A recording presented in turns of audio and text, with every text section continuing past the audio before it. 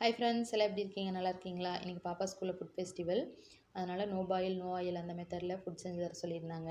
நம்ம இன்றைக்கி கேரட் லட்டு செஞ்சு கொடுக்கலாம் அப்படின்ட்டு அதான் ரெடி பண்ணிகிட்டு இருந்தேன். கேரட்டை நல்லா க்ளீன் பண்ணி காய் சீவரத்தட்டில் நல்லா சீவி எடுத்துக்கிட்டேன். அதுக்கப்புறம் பார்த்திங்கன்னா சிகப்பு ஊற வச்சு அதையும் பல்ஸ் மோடில் வச்சு எடுத்துகிட்டு பாதாம், பிஸ்தா, முந்திரி, ஏலக்காய் அதையும் பொடி பண்ணி அதிலேயே சேர்த்தியாச்சு.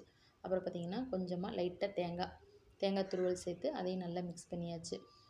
தண்ணி அந்த மாதிரிலாம் எதுவுமே ஊற்றக்கூடாது. இதில் இருக்க ஈரப்பதமே பார்த்திங்கன்னா நமக்கு லட்டு பிடிக்கிற கரெக்டாக வரும். அதுக்கப்புறம் பார்த்திங்கன்னா கொஞ்சமாக நாட்டு சர்க்கரை தேவைப்பட்ட ஸ்வீட்னஸ்க்கு சேர்த்திக்கலாம். நாட்டு சர்க்கரை சேர்த்திட்டு இது பார்த்திங்கன்னா குல்கந்து பீடாவில் வச்சு சாப்பிடுவோம் இல்லையா, அந்த குல்கந்து இது நல்ல ஒரு ஃப்ளேவர் கொடுக்கும், நல்லா டேஸ்ட்டாகவும் இருக்கும். அதனால் அதையும் சேர்த்திக்கிட்டு கடைசியாக ஃபைனலாக கொஞ்சமாக தேன் விட்டு நல்லா பிசைஞ்சிடணும். நல்லா மிக்ஸ் பண்ணிவிட்டு அதுக்கப்புறம் உருண்டை பிடிச்சோம்னா கேரட் லட்டு ரெடி.